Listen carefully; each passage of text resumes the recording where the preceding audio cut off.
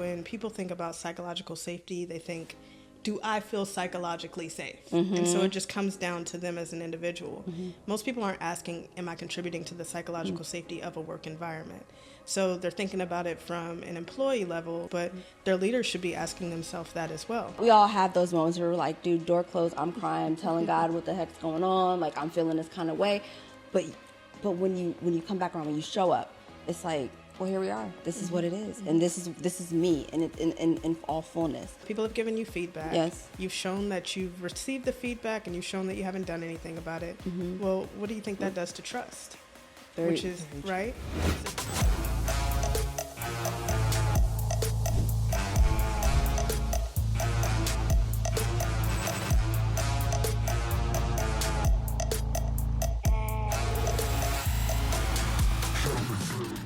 Welcome back, Bold Move Besties. We are here on She Built Success. I'm your host, Claudia. Let's get into it. So today I am joined with Amanda Mohammed. She is a psychological safety consultant that works, or actually has her own company, excuse me. Let me give her all the kudos, all the receipts. Her own company called Mako Mindfulness. And we're going to get a lot of it into what she does as a psychological safety consultant. But first, let me just say, we just ordered lunch, just so y'all know. And Frontega Chicken is the OG here. For those of you that know, you can go ahead and drop that below. Okay. All right, Amanda. So I actually want to talk a little bit about how I met you first, and just the work that you do, and then we can just rock and roll. But I first met Amanda, I want to say 2018, through another friend, mutual friend, online, on social, of course, because social, if you ain't on social, you know where you at. Right. And she was just talking about a book that she was reading, and I got excited because I have the same book, and it's called The Prayer of Jabez. Yep. And for me, it resonated, not only that you were just sharing your journey, the fact that she goes over it multiple times a year, y'all, like back to back to back.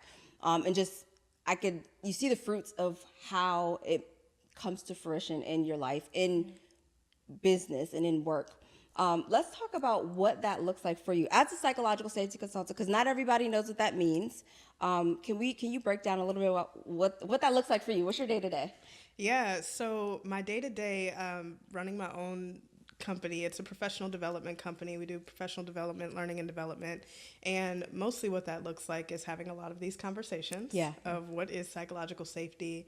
But also I do trainings. So I go in and facilitate trainings, whether that's for a group of 30, could be a virtual training for 500, could be a keynote speech, something like that. But I'd actually like to bring it back because where we started and where we evolved to, and even the prayer of Jabez, like all of that is connected. Let's go. And so when I originally started this work, it's workplace wellness. I started as a mindfulness-based stress management consultant when I would work my stuff full time. Yeah. But originally, when I was in college, my family was going through an incredibly hard and challenging time, and I was not coping with my stress well. And so I wasn't, I just wasn't coping well. Yeah. So my brother was down at another school, and he had taken this like gym class. And so he calls my mom and he's like, hey, I know what you need to do to manage your stress. Like you need to breathe and you need to stretch. And she's like, whatever, David, right? So she ends up taking a yoga class and eventually invites me out to take the yoga class. And so I'm in this yoga class. I'm in the final resting pose. You familiar with yoga? Yes. Shavasana. Yes. So I'm in this state that's between. Favorite one. Yeah, right? Everybody, that's the whole goal. You're trying to get to Shavasana. This state between being awake and being asleep. And I come out and I go, Mom, somebody was snoring so loud. And she goes, Mandy, that was you. And I'm like, what? Like, what did I just do? Just a little bit of breathing, a little bit of movement, a little bit of whatever this kooky lady was talking about. And you mean to tell me for the first time I was able to rest organically? And so from there, what it became was, at the time, I was at the University of Kansas studying business. I wanted to be a human resources director. That's what I just thought I wanted to do. Yeah. And what I would always say is I wanted to help people maximize their potential. Right? I wanted to help them to be in roles that they actually found fulfilling. So I thought, you do human resources for that. So I'm on this journey in school. I'm now learning about mindfulness and yoga and ran into this book, The Secret by Rhonda Burns, where I learned about the law of attraction, the power of your mind. So I'm having this this tangent that's coming out that's like, okay, the working world and like showing up in it and being fulfilled. Like there's this correlation that I see here. So as I'm like fulfilling my studies and starting to work in the corporate world, I also have yoga and these practices in my back pocket, and I started using them in the workplace. And when I got into corporate, I saw that a lot of people around me were incredibly stressed, but not many people had tools and resources to do anything about it. And it was also just like that was the norm. Like you show up, you do your job, you shut up, you take your check, you be happy you got a job, all of that, right? So, but I kept doing those practices, and I'd have seasons where I'd pick them up, and I'd have seasons where I put it down. And the seasons where I put it down, it was pretty obvious. So, long story short, we always say that, and then I'm like, no, it's okay. It goes 15 more minutes. But so I was working in corporate. I was trying to climb this ladder, but I needed some experience, so I ended up moving to a couple of different jobs, and I ended up working at a small private company. I worked at a big public company, and I worked at a school, and I saw that issue universally, that a lot of people were incredibly stressed or unfulfilled, but we weren't really doing anything about it. They just kind of brush it. They just kind of brushed it on the side. But along that whole time, I had that practice, and I started learning more about it and became a certified yoga instructor and mindfulness trainer. And so eventually I began working with other companies to facilitate professional development, because I was like, oh, this is fun. I can teach people about these practices. I started doing them with the students. I started doing them with the teachers, and noticed a difference. And they were telling me about the difference that it was making, and I noticed a difference in my own life.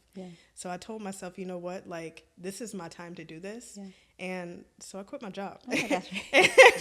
And I started doing it full time. I started teaching people about these practices. And originally it started out as just workplace well-being and teaching people about things that they could do to manage their own stress. And knowing that I needed to start there instead of at the organizational level. What it has evolved into, all of this to say. What has evolved into is also understanding the importance of psychological safety and my unique approach of understanding the role that we play in psychological safety. And as my research has come out, it's recognizing that it's really a collection of individual efforts. We can't just wait on the organization to create this environment that is psychologically safe. It actually comes as a result of all of our well-being, all of us considering each other. And that's the point that we're getting to in the workplace, is recognizing how do we create this environment where people feel like they can show up, like they can be authentic, like they can make mistakes, like they can be human. And still want to show up here. Only 26% of employees in the workplace currently feel psychologically safe. Wow. It's incredibly low. And we need people in the workplace. So how do we create environments where we can have these people continue to show up and do a good job and want to keep coming, and and then what role do we play in that ourselves? Do you find, and this is very fascinating to me, I didn't even know that number was so low. Do you find it's with the different clients that you've worked with, the high stress is like more at an executive level? Do you find it's at kind of managerial, or I call them worker bees, or the worker bee level? Or is it something that you universally see across the board? Yeah, that's across the board. And the thing is a lot of times when people think about psychological safety, they think, do I feel psychologically safe? And so it just comes down to them as an individual. Most people aren't asking, am I contributing to the psychological safety of a work environment? So they're thinking about it from an employee level of, am I experiencing this? But their leaders should be asking themselves that as well, because they have someone that's above them, and that person should be thinking of that as well. Are they experiencing it, and then are they contributing to it? Because it's layered like that, right? So I think everyone is asking themselves that question.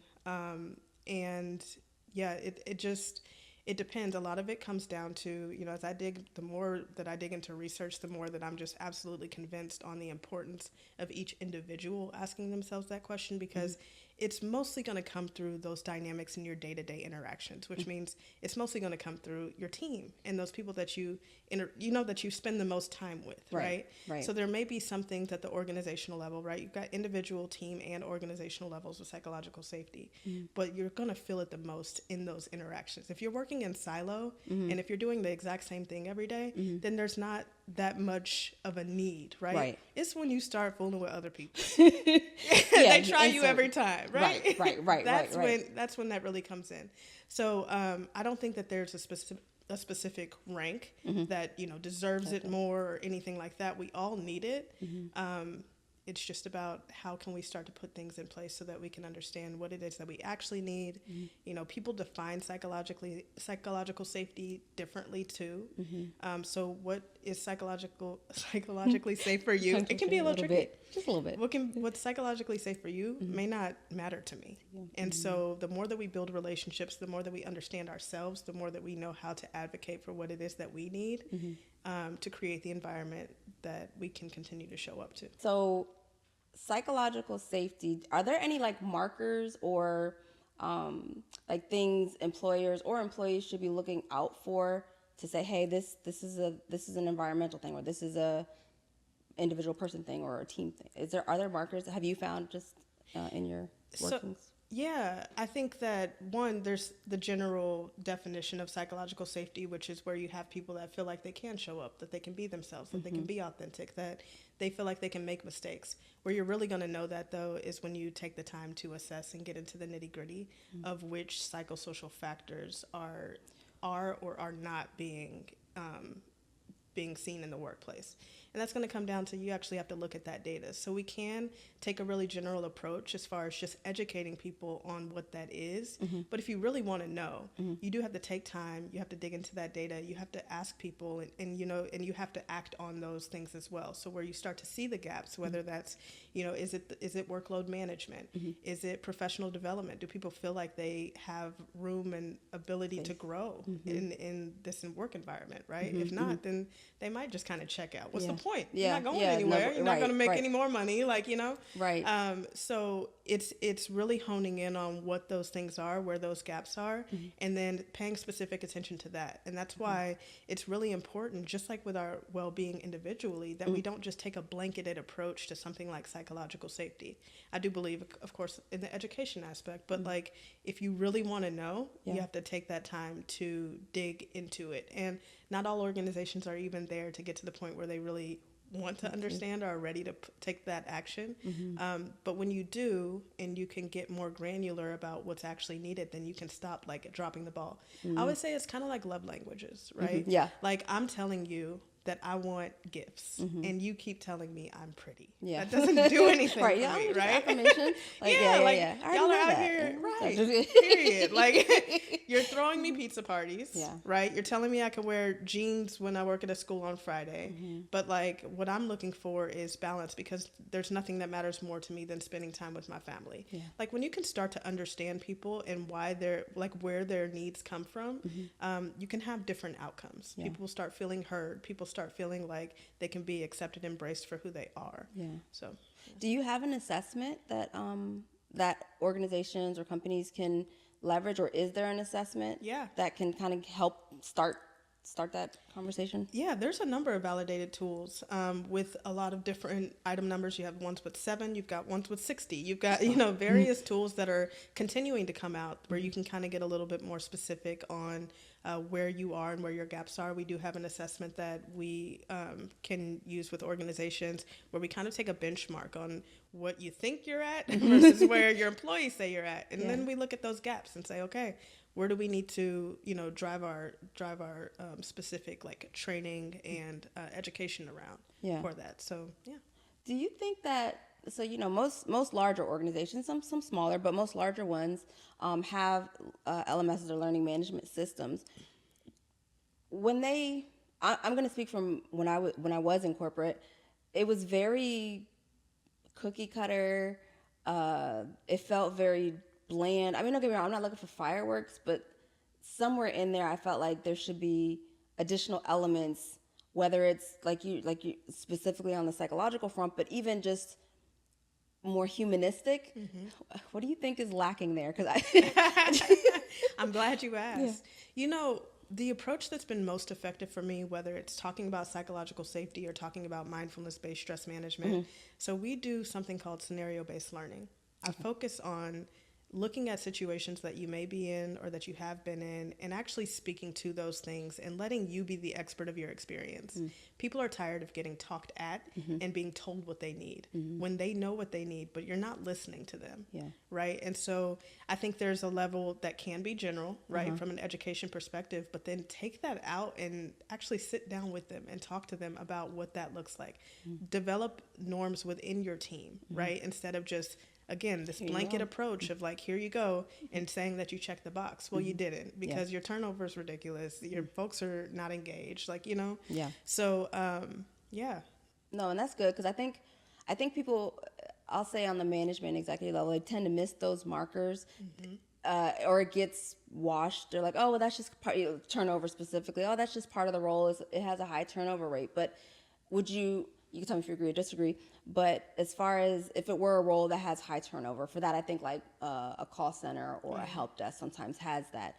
Are there elements or pieces that companies could think forward and say, hey, maybe we should start structuring this, whether it's a different learning path or do you think that there are pieces in that if they, for instance, as a marker, high turnover, that they could implement or start considering, or maybe hire yourself for, your company for, that would be able to help them get them on the right path to not have such a high turnover? Yeah, for sure. So I think the name of the game is being more proactive than reactive. And I think that oftentimes we are reactive. You know, we're so busy, especially when you have high turnover, you just got to get some bodies in that seat, right? And then you're repeating the same process because you're never really digging into it.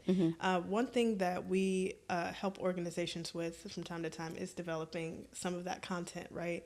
And I do love using scenario-based learning, situations that either commonly people experience or that they may experience, right?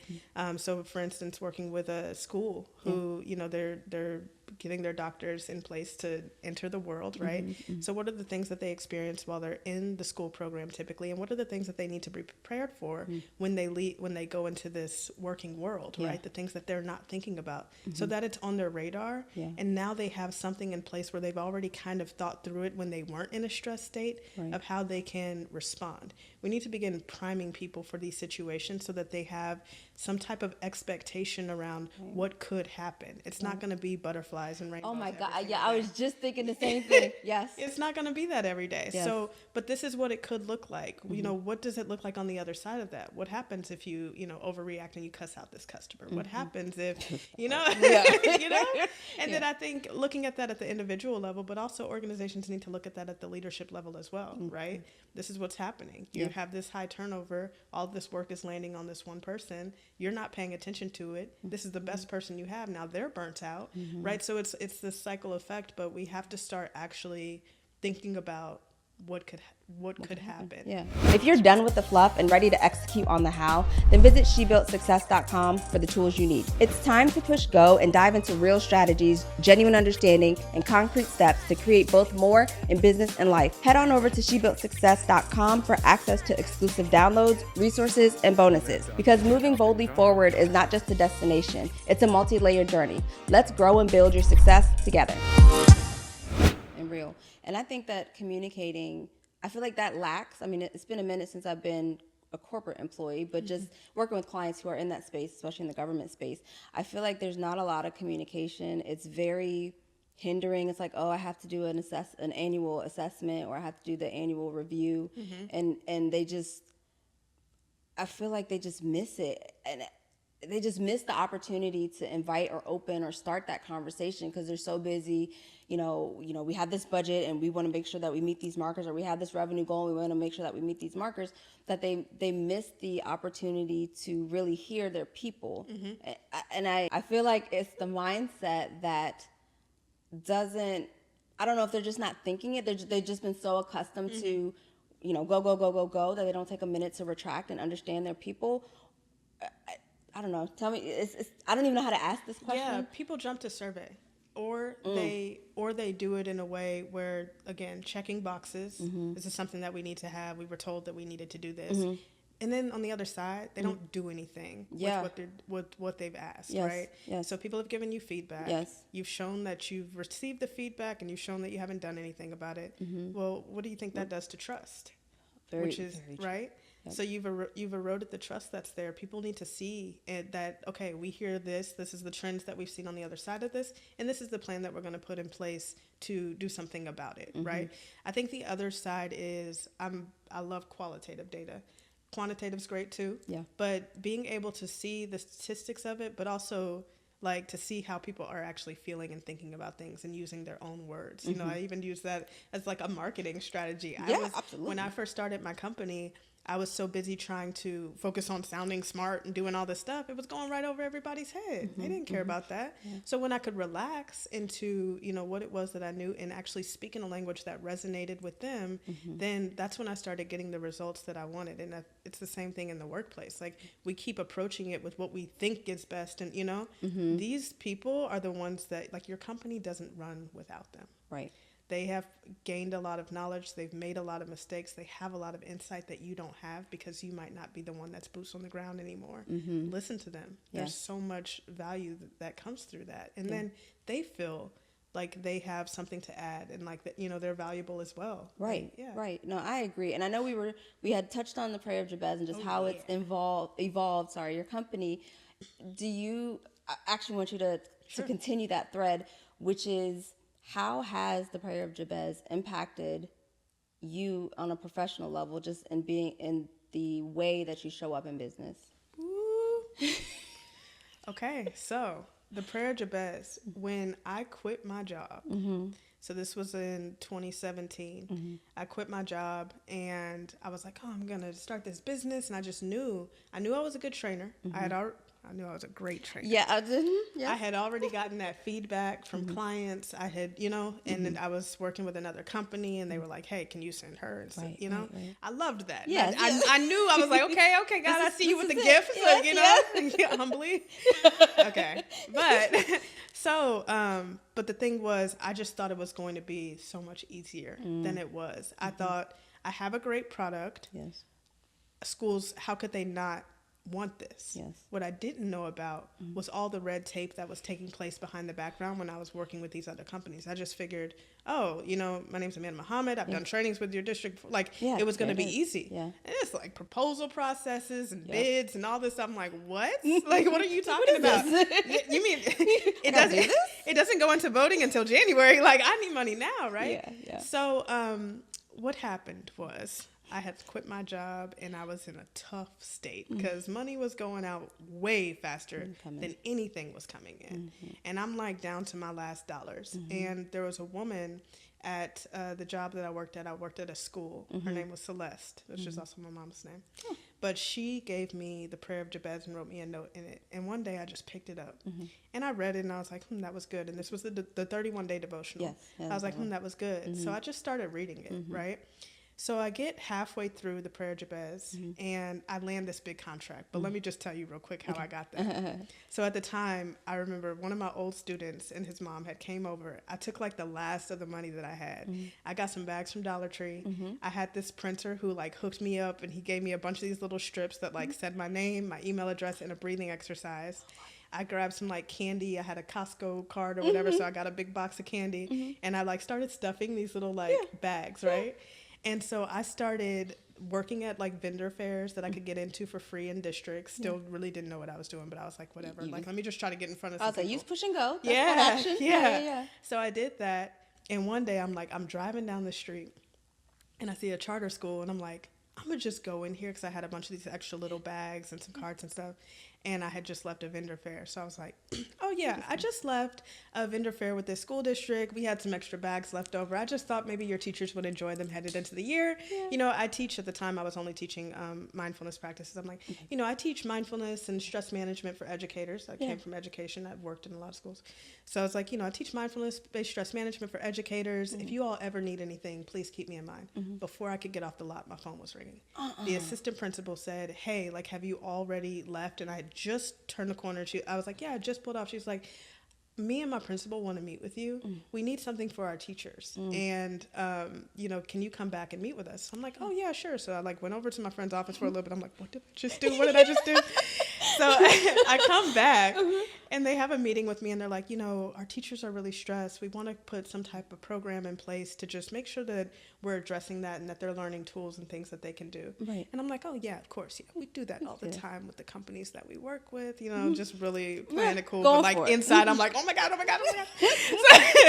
So he's like, the principal goes, how about this? Can you develop a proposal for us and tell us what you would do for a program with a few of our educators to teach them about stress management tools? I'm like, yeah, of course, absolutely. I'll get that back over to you shortly.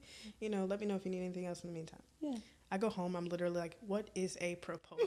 Right?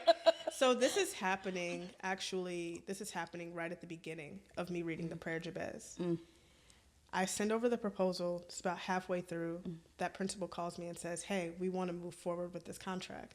And for me at the time, it was more money than I had ever made from an opportunity. Now, when I sliced it and diced it with all the hours that I was working for them, it ended up like coming out to like a fairly low hourly job, but it was a good contract for me and it floated me for months. It was a good contract. Yes, and yes. I was living so lean that it really carried me for a while. Yes. So I was like, I kept reading the Prayer Jabez, and then when it finished, I said, you know what? I liked it. I'm going to do that again. And so I did it again. You know what? Halfway through that book, I got another contract The second time around. The second time around, gosh. I ended up landing another contract, like a nice size contract. And I was like, that's good. And I finished it out and I said, you know what? I want to do it again. Yeah. And what I realized with time was that it was about the way that the Prayer Jabez had me praying. Yeah. It was about, one, knowing that I could ask God for something. Yeah. Knowing that I could ask God for more. Yes. Getting into alignment with what God wanted for me. Yes. And just staying on that pace, keeping my heart and my faith in a place where I knew that God wanted for me far greater than anything that I could ever want for myself. Yes. And I just decided at that point, this is 7 years ago, that I'm just never going to stop reading this book. Yes. Because it keeps taking me through this cycle of, it's like resetting my prayer life. Yes. And as I've mentioned to you before, I've had seasons where I stopped and it was evident, right? Yeah, yeah. And then I had seasons where I restarted and it's like as soon as I did, boom. Good to go. It's like things start flowing. And it's not even just, that's just professionally, but it's also helped me in other areas of my life as well. So it's not like a get money quick strategic way. That part. It's about the relationship that I have with myself and with God along my journey. I do believe that entrepreneurship is a journey of faith. 100%. 100. It is a faith journey. And, when you give up everything, it's literally saying, like, I'm giving this over to you. Like, I'm trusting you. Yes. And that's what the Prayer Jabez is about. It's the surrendered life. Yeah. I don't even remember if I said this at the top, but that is how I was drawn to you because I know I said through a mutual friend, but because of the book, and I was like, just watching you as you've shared on social, the fact that you're reading it, I'm reading it again. I'm like, me too, that kind of thing. But watching you evolve on social with just the different contracts, your iterations, y'all. She's going after her PhD right now. Wait, tell them what the PhD is. So I'm working on my PhD in business psychology, with focusing on psychological safety in the workplace.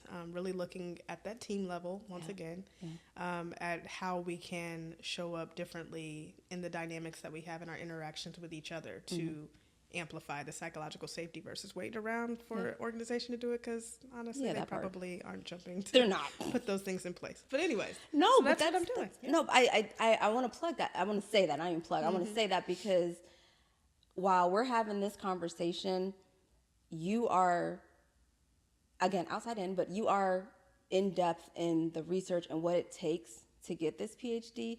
And I know you got your master's, obviously, but so I'm saying all that to say, Amanda's not coming on here blowing smoke, y'all. Like, this is legit work, education, experience, everything that is, I know we're talking, and I feel like there are moments where I'm just like, I want to ask her some more, but like, no, we gotta be cognizant of time and everything. But I love that as you've evolved, that's where I was going with the book, and just your iterations of it, the contracts that you have been able to secure it's been such a beautiful journey to watch. And I know there's been times where, you're in the trenches, you feel like you're in a valley, you're in an actual valley. Yeah.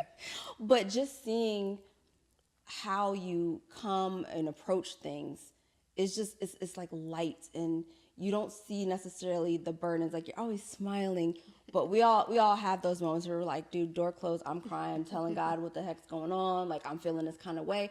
But when you come back around, when you show up, it's like, well, here we are. This is what it is, and this is me, and it in all fullness. And I think that having that centered prayer life allows for not only self-reflection, but sometimes to be corrected, because I'll speak for me. That's a me thing. But just sometimes, hey, you're going the wrong way, or this isn't what I intend for you. Do you find that in your time, in your prayer time, in your devotional time, that there's a lot of, not a lot, I should say a lot, not a lot, but there is that not only self-reflection, but just reflection, or listening, I should say, where you are, okay, what's the next step? Where should I go now? Or have you found that, oh, I'm good, we're in alignment? I'll be quiet there. We're in alignment, so I'll be quiet. Go ahead. Okay. So I definitely have seasons where things flow easier than others. And I do think that having this like strong foundation and seeing so much evidence of what God has done before really grounds and sustains me. I have had seasons that have been up, and I've had seasons that have been down, but I've always come through them, and I've always come out of them better. Right. And so again, the greatest thing that this book has taught me is about the ability to surrender. Like, it's not for me to figure it all out.